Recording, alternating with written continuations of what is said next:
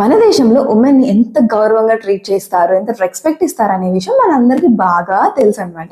అయితే అలానే మనకి ఉన్నటువంటి రైట్స్ ని కూడా మనకి ఎంత బాగా యూజ్ అవుతున్నాయి, అసలు ఆ రైట్స్ ని ఎంత బాగా యూజ్ చేస్తున్నాం అని చెప్పేసి కూడా మనం ఈ యొక్క వీడియోలో మనం కొన్ని చూద్దాం అనమాట. ఫస్ట్ వన్ వచ్చేసి మెటర్నిటీ లీవ్. మనందరికీ తెలుసు.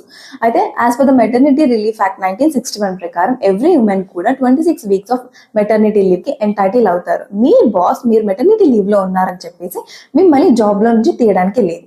ఇది ఓకేనా? అయితే రియాలిటీలోకి వచ్చారు అంటే మీరు ప్రెగ్నెన్సీ స్టేజ్ లో ఉన్నప్పటి నుంచే మీకు వర్క్ ఓవర్ గా ఇచ్చేసి మీరంతకు మీరు రిజైన్ చేసేలాగా ప్రైవేట్ సెక్టర్ లో అయితే చాలా జరుగుతూ ఉంటాయి అన్నమాట. ఇంకా నెక్స్ట్ వచ్చేసి జీరో ఎఫ్ఐఆర్.